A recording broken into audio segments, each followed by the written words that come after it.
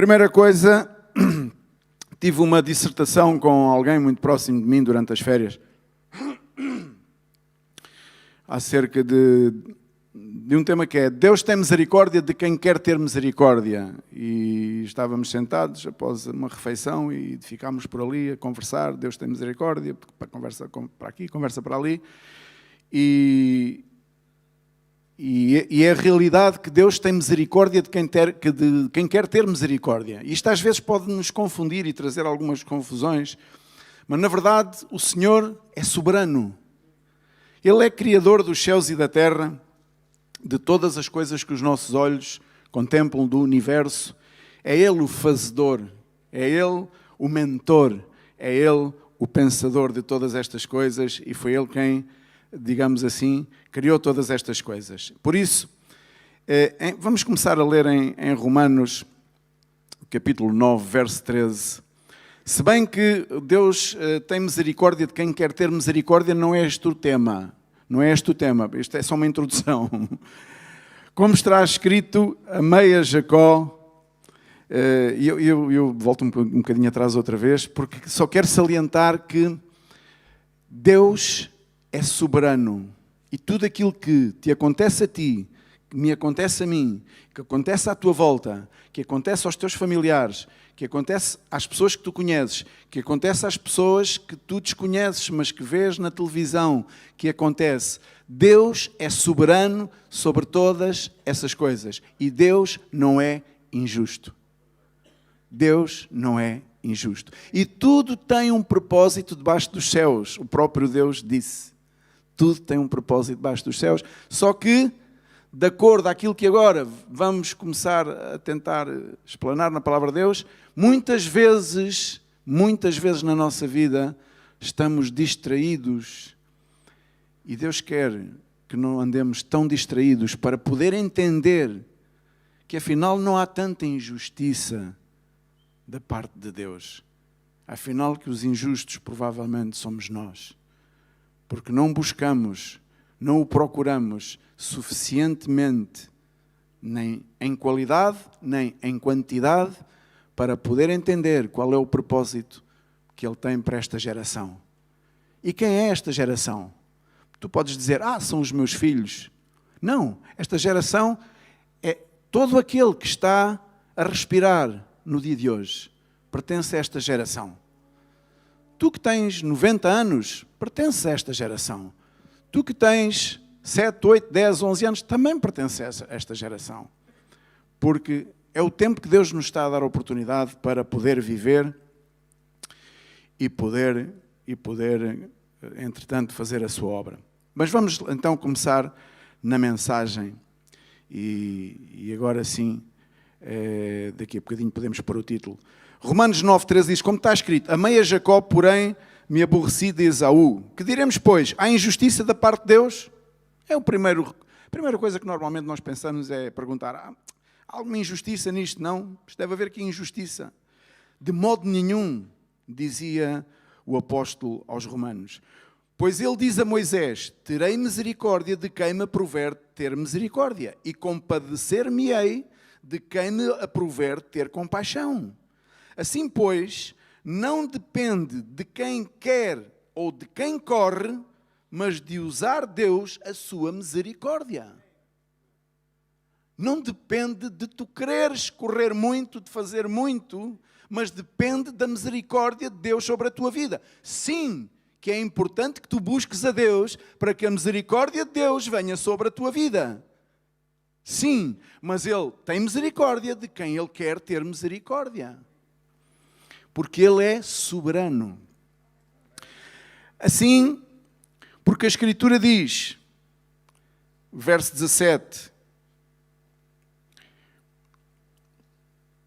porque a Escritura diz a Faraó, para isto mesmo te levantei, para mostrar em ti o meu poder e para que o meu nome seja anunciado por toda a terra. Deus levantou o Faraó para manifestar o poder dele. Deus levantou o Faraó, escuta bem, para manifestar o poder dele. Porquê? Compreendes isto? Deus levantar o Faraó O faraó era do povo de Deus? Não. Mas há um propósito em todas as coisas que se passam debaixo deste sol. Para nós tantas vezes é incompreensível entendê-las. E muito mais incompreensível entendê-las quando, na verdade, não estamos arraigados, não estamos próximos à vontade de Deus, não estamos buscando a Deus, não estamos aí anelando, desejando estar com Deus. Para que o meu nome seja anunciado por toda a terra. Logo, tem Ele misericórdia de quem quer e também endurece a quem lhe apraz. Deus endurece o coração a quem quer endurecer o coração.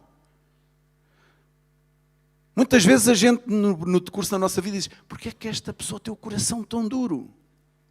E achamos nós pessoalmente que se fizermos, se acontecermos, se pregarmos, se disto e daquilo e do outro, e fazemos, acontecemos, e vamos lá e dizemos e acontecemos, irmão, isto...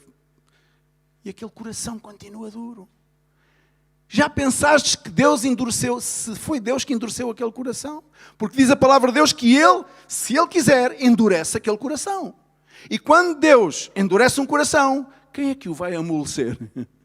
Senão o próprio Deus.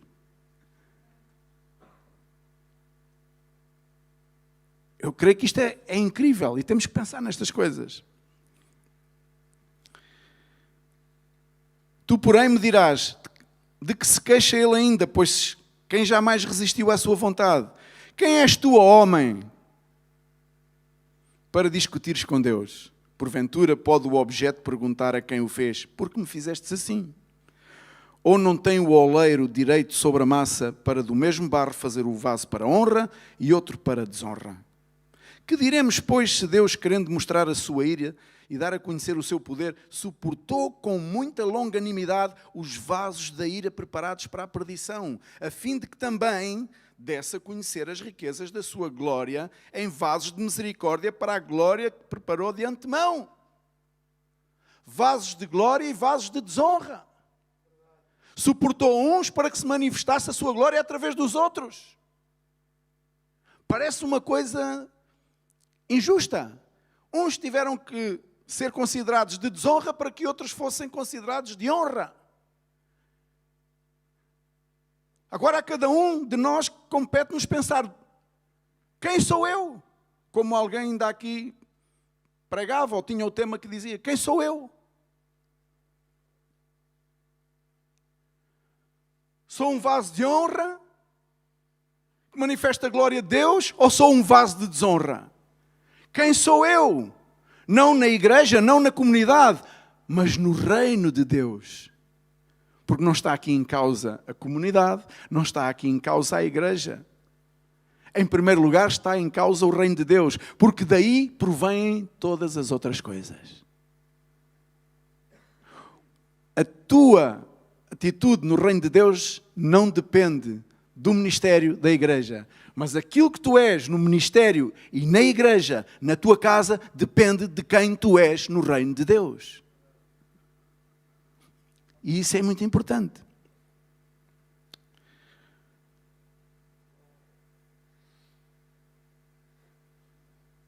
Verso 24. Os quais somos nós, a quem também chamou, não só dentre os judeus, mas também dentre os gentios. Os quais somos nós. Não somente os judeus, mas também os gentios. Assim como também dizem Oseias: chamarei povo meu ao que não era meu povo, e amada à que não era amada. E no lugar em que lhes disse: vós não sois meu povo, ali mesmo serão chamados filhos do Deus vivo. Verso 27. Mas relativamente a Israel, dele clama Isaías: ainda que o número dos filhos de Israel seja como a areia do mar, a promessa que já tinha feito a Abraão, Deus, muito tempo antes, o remanescente é que será salvo. E tu sabes o que é o remanescente? O remanescente é aquele que sobra, é o que fica, é o que é retirado, é o que fica à parte. É aquilo que tu escolhes e vão sucumbindo, vais escolhendo as coisas, diz, estas ficam deste lado, aquelas ficam daquela. Isto não presta, isto é bom. Esta semente não presta, esta semente é boa. E o remanescente, aqueles que confiarem em Deus, aqueles que decidirem no seu coração conhecer a Deus e amar a Deus, esses são o remanescente e esses são os que serão salvos. E é nisso que nós temos que prestar a nossa atenção. Agora sim podemos pôr o título. Já lá estava. Isto ainda não era... Isto era só uma introdução. Tinha dito. Não há problema. Refinados como o ouro e a prata. Sim, porque Deus chamou um povo para ser refinado. Deus não nos chamou... Porque, sejamos sinceros... Quando viemos a este ministério, a maior parte de nós éramos brutos que nem uma porta. Sim ou não? Ignorantes. Brutos, para não dizer burros. Já disse, pronto. Eu inclusive, não é? Éramos burros, éramos brutos. Mas já não há aqui ninguém assim dessa maneira. Eu quero crer. Eu quero crer que a vinda... a este ministério proporcionou a todas as pessoas que nos estão a ouvir, que ouvem as nossas celebrações e que estão nesta sala, a vinda a este ministério, o escutar a palavra de Deus, retirou, ou tem retirado, ou tem vindo a retirar essa brutalidade de dentro de nós. Éramos brutos, éramos ignorantes, convencidos que sabíamos da vida e que poderíamos levar a vida de acordo ao nosso conhecimento. E claro que sim que poderíamos fazê-lo, mas de uma forma bruta, abrutalhados, sem conhecimento do Deus vivo, sem sensibilidade de Deus, sem amor, o verdadeiro amor. Amando com aquele amor que nós pensávamos que era o amor, que era aquele amor apaixonante, aquela emoção que sentíamos, aquele sentimento fugaz, aquela paixão desenfreada que hoje existe e amanhã desaparece. Mas o amor de Deus não é assim. Diz que o amor de Deus é para sempre, é eterno. E é com perspectiva a que nós sejamos conhecedores, e não somente conhecedores, vivedores, praticantes, viventes desse amor de Deus, que não é um amor fugaz, que hoje é e amanhã não é. É nessa perspectiva que Deus quer purificar a nossa vida, como o ouro e como a prata. Já sabemos, tem aqui sido muito badalado, por assim dizer, muito falado, que para sermos purificados é necessário que sejamos provados, que passemos por muitas provas, tribulações. Não é tão necessário falar tanto disso. Sim, já toda a gente sabe disso. Se perguntar, e toda a gente gosta disso, claro que ninguém gosta de passar por provações. Claro que ninguém gosta de passar por tribulações. Claro que toda a gente prefere que a vida vá plana, de uma forma amena, sem grandes contrariedades, sem grandes complicações.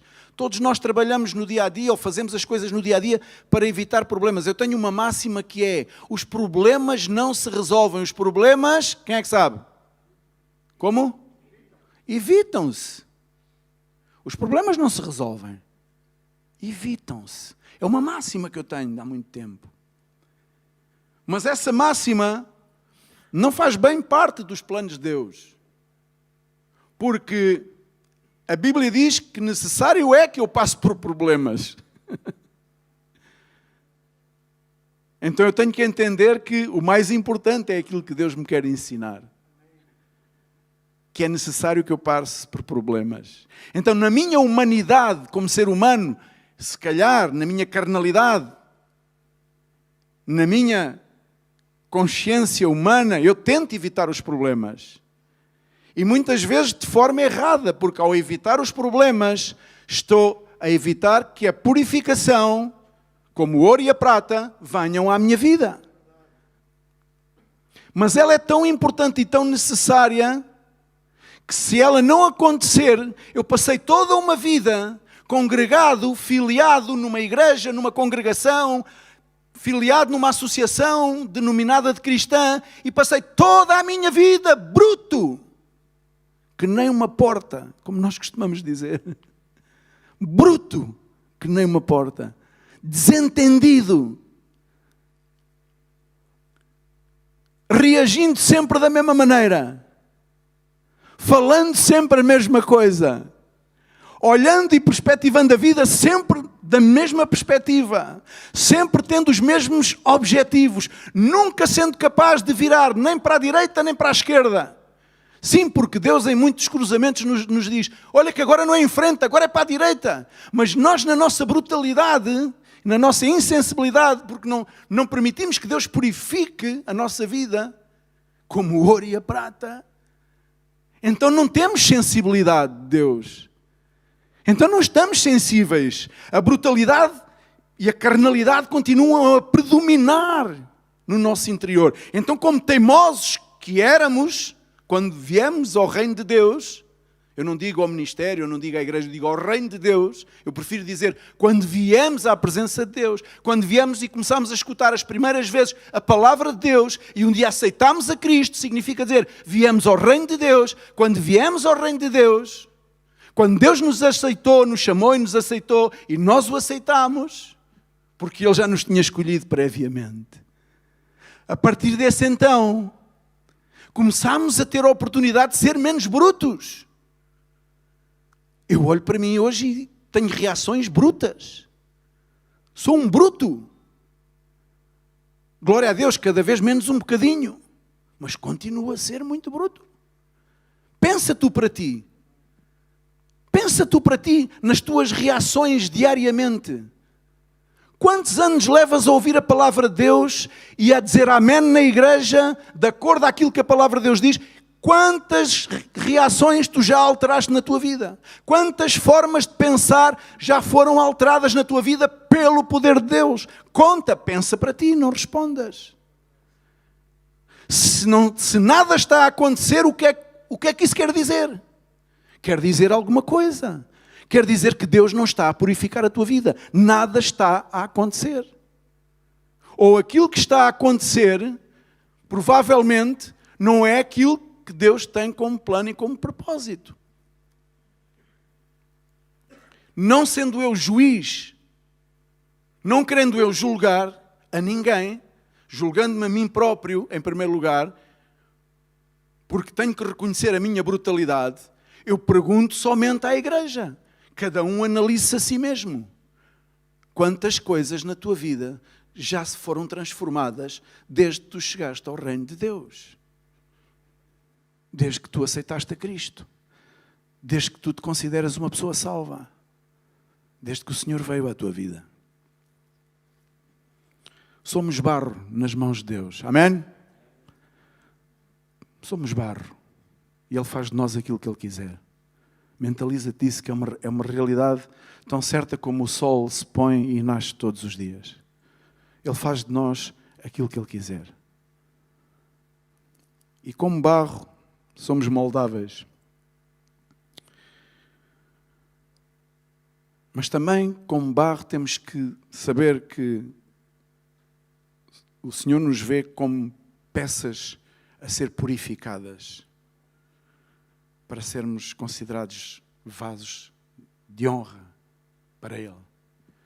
E quer purificar-nos de tal maneira que faz uma comparação a ouro e a prata, porque são dos metais que mais temperatura tem que ser exercida sobre eles para poder serem purificados, porque juntamente com o ouro e com a prata há muitos outros metais, quando estão embrutecidos, lá venho outra vez com a palavra embrutecidos, me perdoa a igreja, nós não somos brutos, coisa nenhuma, brutos é uma expressão, eu não sei se estou a dizer alguma ofensa, se calhar alguém está a ficar ofendido comigo e está-me a dizer, bruto és tu, ó estúpido. Mas o ouro e a prata, quando é sacado lá das minas, vem cheio de impurezas, de outros metais. em bruto. Pronto, lá está, vem em bruto. Os diamantes também vêm em bruto. E têm que ser sujeitos a altas temperaturas, a tratamentos muito fortes, para começarem a ser purificados, etapa a etapa. Assim como a nossa vida, etapa a etapa, etapa a etapa. O problema não é que tenhamos que ser purificados de uma... Vês só. O problema é se nós já entendemos que a nossa vida tem que começar a ser purificada. Porque a maratona com 40 e tal quilómetros, ela começa no início, mas só termina no fim. E é uma extensão grande para quem corre a maratona. Por isso muitos não chegam ao fim. E a nossa vida em Cristo também tem que ser assim. Ou seja, a nossa purificação é assim, é durante toda a vida. Devemos estar preparados para correr essa carreira. O problema não está aí. O problema já iniciaste a carreira da purificação? Já deste o primeiro passo em relação a isso? Ou em direção a isso? Porque há que dar o primeiro passo. Há que ter convicção de que dei o primeiro passo. Eu estou a caminhar com Cristo. Eu estou a morrer a cada dia a mim mesmo. Eu estou a fazer as coisas que me compete fazer de acordo àquilo que a palavra de Deus me diz e as minhas autoridades me ensinam. Damos muito mais valor. Eu queria dizer uma coisa que se calhar vai... Não sei se te vai confundir. Eu não quero confundir ninguém, por isso espero que seja de Deus aquilo que eu vou dizer e não que seja somente algo que eu... Damos maior valor e colocamos maior esperança naquilo que está fora do alcance. Repara naquilo que eu vou dizer. Eu não sei onde é que fui buscar isto. Damos maior valor e colocamos maior esperança na nossa vida, não é? Aquilo que está fora do nosso alcance e menosprezamos aquilo que está aqui, agora, ao nosso alcance. Vou tentar explicar. Ou vou tentar pensar como eu pensei, como eu penso. Não sei se vem do coração de Deus, se vem do meu, mas é como eu penso. Porque foi assim que eu também reagi. E eu acho que é assim que muitas pessoas reagem. E não digo só neste ministério, de forma geral, no mundo inteiro. O que é que as pessoas hoje dão mais valor? Eu vou-te ler. Eu escrevi aqui uns quantos exemplos. Deixa lá ver onde é que isto está, que eu disse que íamos ler a Bíblia. Olha, eu vou-te dizer aqui. O que é que fomos nós educados? Todos, de uma forma geral. Fomos educados a privilegiar o quê e admirar o quê? A Deus? Pergunto. Fomos educados a isso? Eu não. Não, eu não. O dinheiro. O valor do dinheiro. Fomos educados a dar o valor ao dinheiro. Valorizar o dinheiro. Não é que não tenhamos que o fazer, mas atenção. Fomos educados e ensinados a valorizar a beleza. A nossa beleza exterior, a nossa aparência. Fomos educados a dar valor à nossa inteligência. A nossa inteligência tem valor. Por isso dizemos que uns são burros e outros são inteligentes. Mas a Bíblia diz que houve um burro que teve que ensinar um inteligente lá na Bíblia, a dizer-lhe qual é que era o caminho. Por isso é que as coisas do reino de Deus às vezes trocam-nos as voltas. Eu fico assim um bocado confuso. A influência. Fomos ensinados a dar importância à influência. Por isso hoje tentamos ser influentes, exercer influência, dizer e fazer valer quem somos e aquilo que pensamos. O carisma, o nosso carisma, o charme. Todas estas coisas estão impregnadas em nós. O êxito. Todos nós fomos educados e ensinados a que deveríamos ter êxito na vida. Está impregnado em nós. Alguém nos começou por ensinar a Deus? Não. A educação não começou por aí. A educação começou por estas coisas. O êxito, já seja o familiar, social, já seja o êxito profissional, para sermos pessoas realizadas, Mas qual é o objetivo de sermos pessoas realizadas? Também já tem aqui sido pregado. Principalmente pelo pastor Luís Miguel. Pela aceitação dos demais. E isto quer dizer o quê? Que a nossa vida não está tão centrada em quem nós somos e na nossa preocupação em quem nós somos perante Deus, mas está mais centrada, ou predominantemente centrada, para não dizer 99% centrada, em quem os outros pensam que nós somos, ou o que é que valemos, ou qual é o nosso grau de importância. E estas muitas vezes são as conversas e os pensamentos de grupo. O que é que aquele manda, o que é que aquele faz, o que é que aquele vale, qual é a presença dele, como é que ele se veste, como é que aquela se veste. Isto é predominante. E, portanto, porque isto tem a ver com a beleza, tem a ver com o carisma, tem a ver com o charme, tem a ver com essas coisas que estão impregnadas humanamente em nós. Mas isto leva-nos a quê? Isto leva-nos a que realmente nós percamos o foco e vivamos num ministério cristão, mas no fundo o nosso foco, a nossa vida, que deveria estar prioritariamente, não é que estas coisas não possam fazer parte da nossa vida. Porque nós somos seres humanos e gostamos de nos apresentar bem. Nós gostamos de fazer as coisas com êxito, principalmente quando são para o Senhor. Nós gostamos de apresentar-nos com alguma categoria, algum charme. Não há problema nenhum nisso. O problema está quando todas essas coisas nos desviam daquilo que é a purificação que Deus quer trazer à nossa vida e não permitem que a obra de Deus se realize na nossa vida, porque não estamos centrados na obra de Deus nem no reino de Deus. Estamos centrados em tudo isso que é periférico, mas que para nós é o importante, é o crucial. Não conseguimos viver sem isso. E perdemos tempo. E perdemos a vida nisso. E isso muitas vezes leva-nos a que as coisas, a que a obra de Deus não se materialize na nossa vida. Damos valor a estas coisas, eu chamo estas coisas das coisas que estão longínquas e tu dizes-me assim. E por isso é que eu a chamei de intangível. Há coisas que são intangíveis e há coisas que são tangíveis. O que é uma coisa intangível e uma coisa tangível? Uma coisa intangível é aquilo que está difícil de alcançar, é aquilo que tu não consegues tocar, é aquilo que tu lutas para conseguir, é aquilo que tu tens que te esforçar para alcançar e muitas vezes não consegues. É intangível. E há as coisas tangíveis. O que é a coisa tangível? É aquilo que eu neste momento posso ter. Neste momento, agora. E o que é que nós podemos ter agora? Aqui neste momento, a certeza e a confiança de que Cristo está aqui.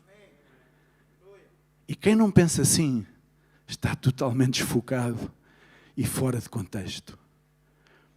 Por isso, aquilo que tu pensas que é, aquilo que tu consegues, que é tangível para ti, que é aquilo que tu podes ter na tua mão, principalmente, e não somente para os jovens, mas também para os mais, ou para os menos jovens, que pensam que têm a sua vida na mão e que podem ter as coisas tangíveis, aquilo que eles conseguem, acham que é tangível.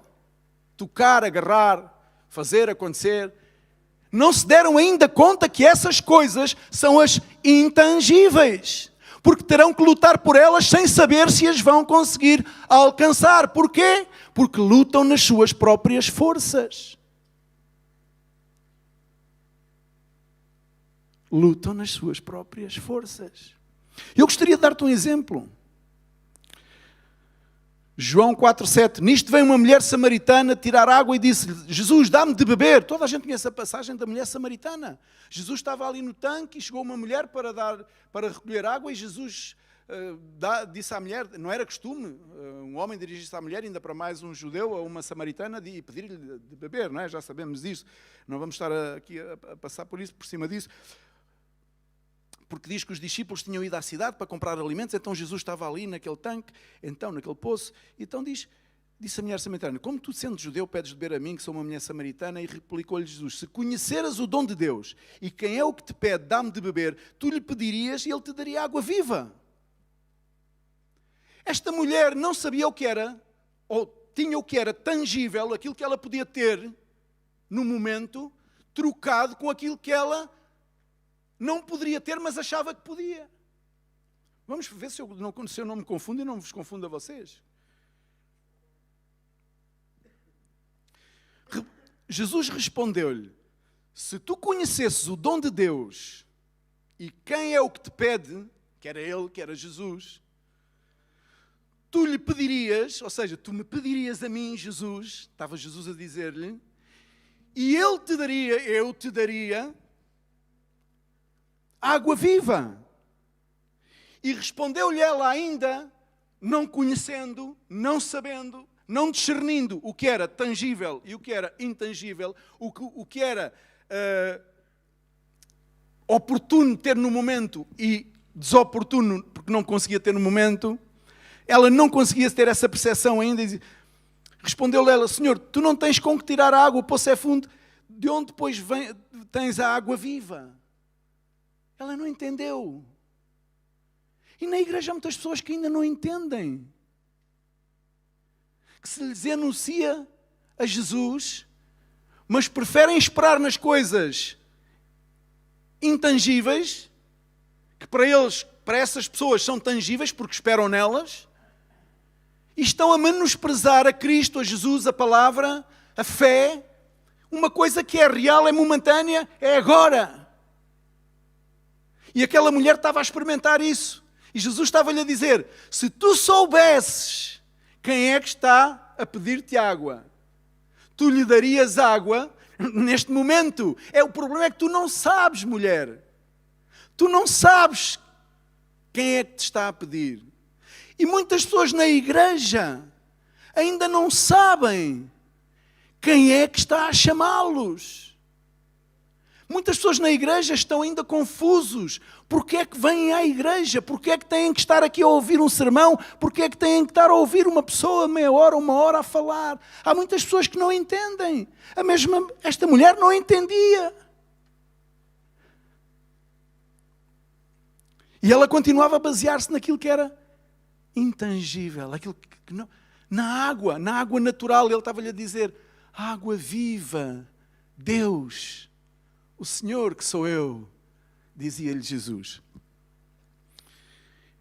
E continuou a responder ela: és tu porventura maior que Jacó, o nosso pai, que nos deu do poço, o qual ele mesmo bebeu, e bem assim os seus filhos e o seu gado? Afirmou-lhe Jesus: quem beber desta água tornará a ter sede. Nas coisas intangíveis, que para ti são tangíveis, para ti é naquilo que tu esperas, a tua vida, para realizares a tua vida, nessas coisas que tu esperas voltarás a ter sede. Mas se tu um dia decidires largares e tirares a tua atenção das coisas intangíveis e dedicares-te o teu coração, a tua vida a Cristo, jamais terás sede. E essa é uma certeza que eu daqui deste púlpito e de onde quer que seja, posso garantir-te a ti, assim como a palavra de Deus, porque não sou eu que te garanto, é a palavra de Deus que te garante. E ele diz: voltará a ter sede, porém aquele que beber da água que eu lhe der nunca mais terá sede, pelo contrário, a água que eu lhe der será nele uma fonte a jorrar para a vida eterna. E disse-lhe a mulher por fim: Senhor, dá-me dessa água para que eu não mais tenha sede, nem precise de vir aqui buscá-la. Bruta. Ao final deste discurso todo, esta mulher ainda lhe diz: Senhor, então dá-me dessa água que é para eu não ter que vir aqui outra vez ao poço. Oh pastor, ore lá por mim que é para ver se me passa esta coisa. Mas já nunca mais vem à igreja. Ore lá por mim que é para ver se o meu filho tal, mas depois nunca mais aparece. As pessoas pensam que Deus está ao serviço de... Deus tem misericórdia de quem quer ter misericórdia. As coisas em Deus não são assim. É uma maratona, começa-se e tem que se continuar. Com fidelidade dentro das nossas possibilidades, devemos ser fiéis. E devemos mudar as nossas atitudes. Glória a Deus, amém?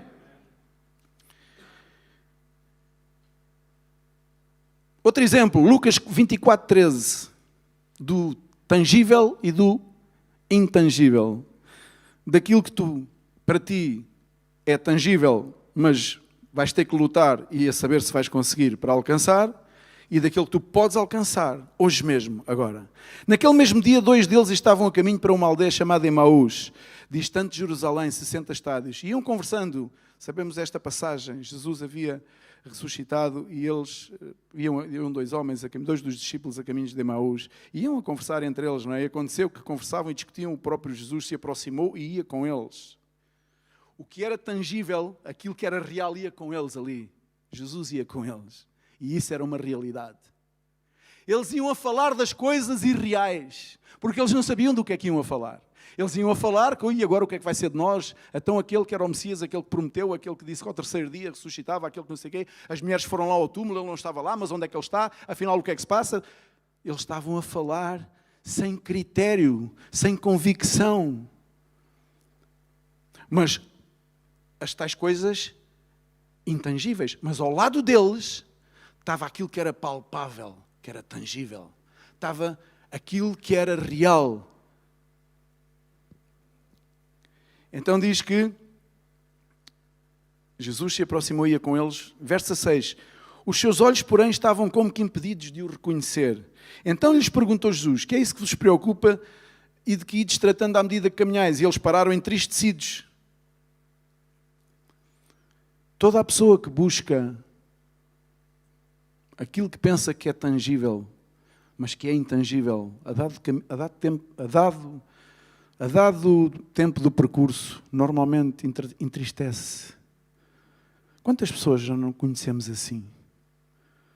Que se entristeceram pela vida porque as coisas abandonaram a Cristo, abandonaram ao Senhor, abandonaram a fé e cansaram-se. E hoje olhamos, e alguns deles vimos-los como assim a sorrir, tipo amarelo. Está tudo bem, está tudo bem. Está. Mas estão tristes, estão entristecidos, porque esperaram nas coisas intangíveis.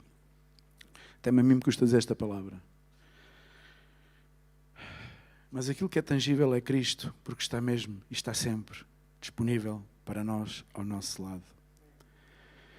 E eles pararam entristecidos, verso 8. Porém, o Cleopas respondeu dizendo: és o único porventura que tendo estado em Jerusalém, ignoras as ocorrências dos últimos dias. Eles estavam a perguntar ao próprio Jesus se ele ignorava aquilo que se tinha passado. Tal era a ignorância deles, tal era a ignorância relativamente àquilo que era Jesus, aquilo que era tangível, tocável. E como os principais, e lhes perguntou quais, e explicaram o que aconteceu a Jesus, o Nazareno, que era varão, profeta, poderoso em obras e palavras diante de Deus e todo o povo, e como os principais sacerdotes e as nossas autoridades o entregaram para ser condenado à morte e o crucificaram. Ora, nós esperávamos que fosse ele quem havia de redimir Israel, mas depois de tudo isto, é já este o terceiro dia, desde que estas coisas sucederam. Estavam entristecidos porque não sabiam o que se estava a passar. Porque, na verdade, não estavam confiados, nem estavam baseados numa fé verdadeira. Numa fé legitimamente verdadeira, real. Lucas 16,15 diz: mas Jesus lhes disse: vós sois os que vos justificais a vós mesmos diante dos homens. Mas Deus conhece o vosso coração, pois aquilo que é elevado entre os homens é abominação diante de Deus. Pois aquelas coisas que lemos há pouco atrás e que nós damos maior valor, à beleza, ao charme, ao dinheiro, ao êxito social, profissional, familiar, ministerial, a todas essas coisas, são as coisas que nós homens, colocamos no mais alto.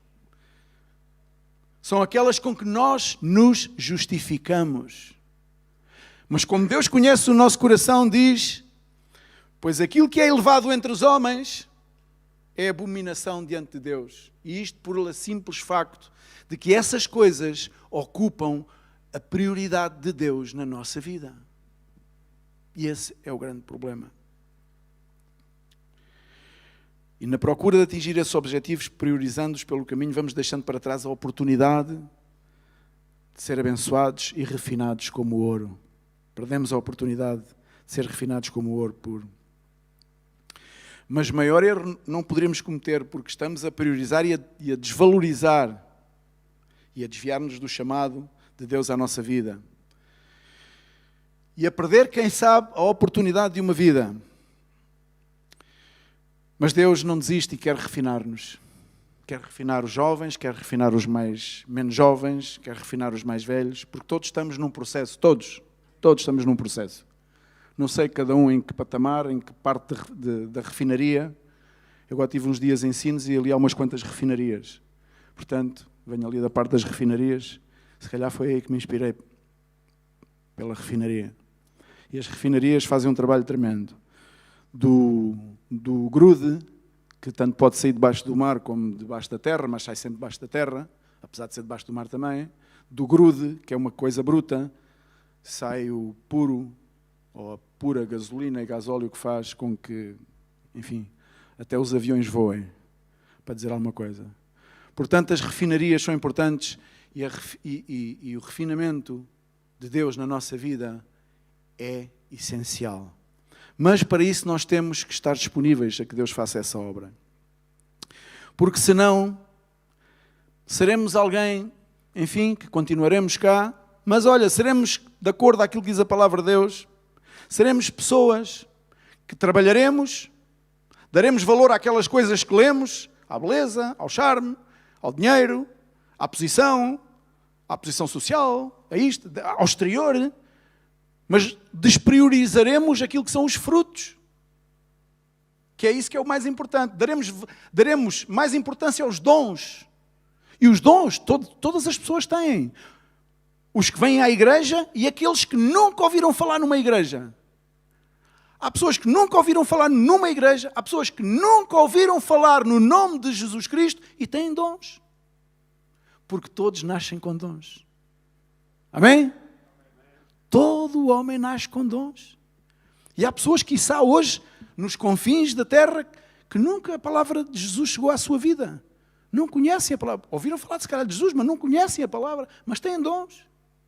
Será que é os dons que importam? Não, claro que não. Por isso, se não nos deixamos refinar por Deus, se não dispomos o nosso coração à refinaria de Deus, a ser purificados como o ouro e como a prata, a colocar a nossa vida ao dispor de Deus, aprender e a querer conhecê-lo mais, então seremos como em 1 Coríntios 13, 1, olha, ainda que eu fale as línguas dos homens e dos anjos, se não tiver amor serei como o bronze que soa ou como o símbolo que retine, ainda que eu tenha o dom de profetizar e conheça todos os mistérios e toda a ciência, ainda que eu tenha tamanha fé, a ponto de transportar os montes, se não tiver amor, nada serei, ainda que eu distribua todos os meus bens entre os pobres, ainda que eu faça isto, ainda que eu faça aquilo, ainda que eu faça outro, se não tiver amor, de nada serve.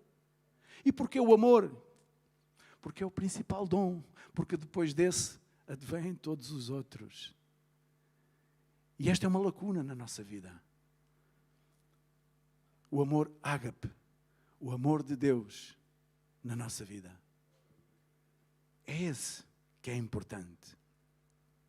E porquê é que esse é importante? Porque esse amor é diferente daquele que muitas vezes as pessoas que vêm à igreja conhecemos quando cá viemos, quando cá chegamos. E provavelmente estamos cá, porque diz, a partir do verso 4, diz assim, 1 Coríntios 13, 4, o amor é paciente. És paciente? Glória a Deus.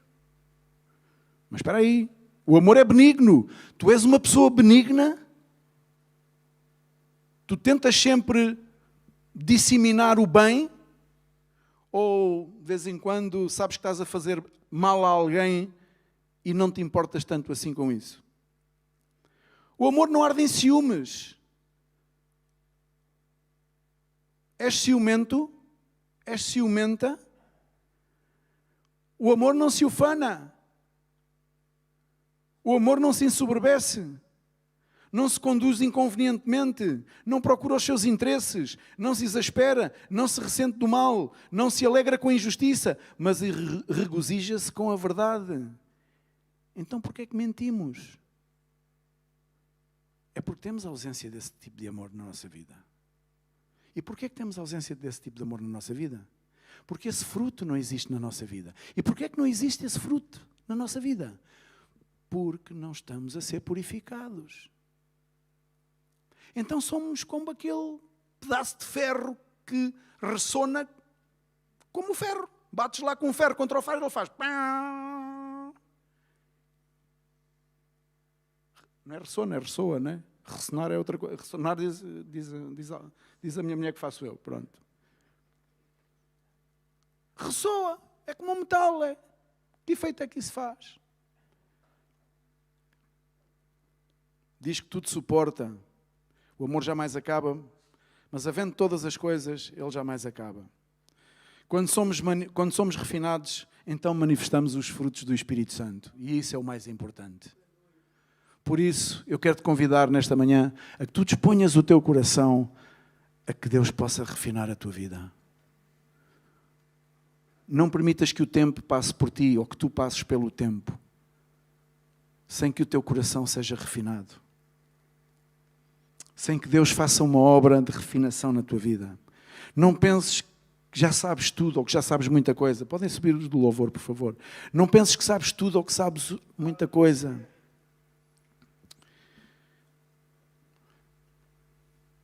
Porque há pessoas que vivem dos dons. Inconscientemente, às vezes, há pessoas que vivem dos dons. Há pessoas que estão no ministério e sabem que têm alguns dons. E a realidade é que têm, porque toda a gente tem dons.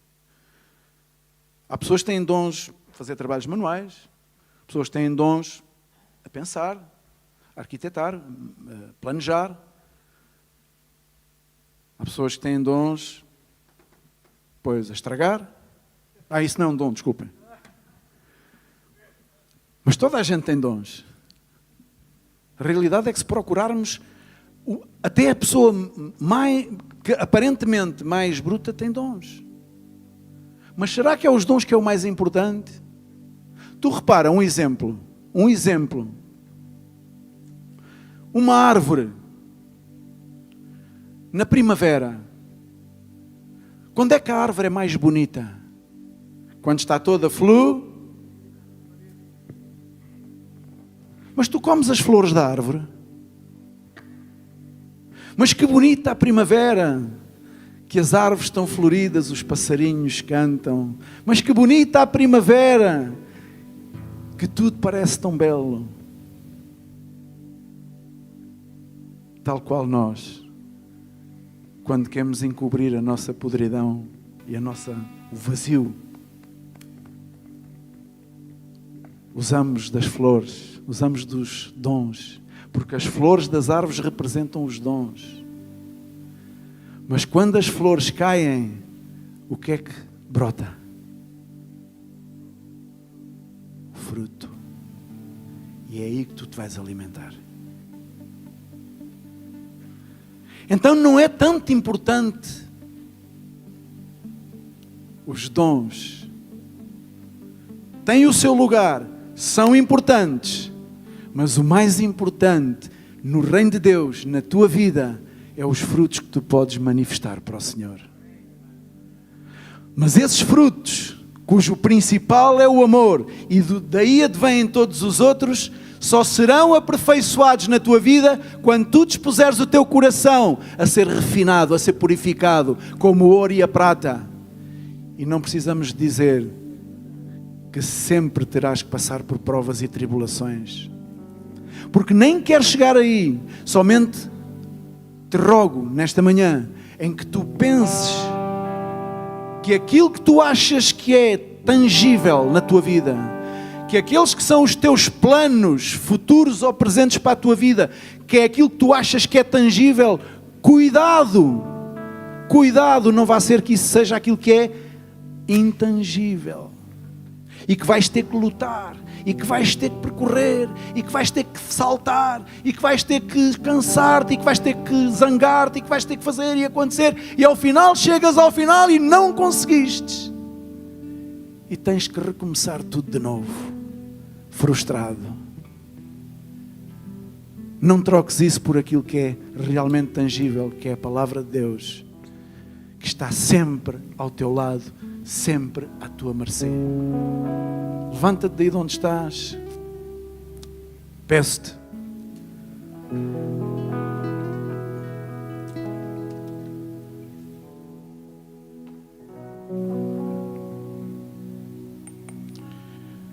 O apóstolo Paulo tinha compreendido que as coisas que outrora ele fazia antes de conhecer a Cristo eram as coisas importantes na sua vida. Nós também pensávamos isso. Sinceramente, pensámos que muitas coisas que fizemos outrora foram coisas importantes.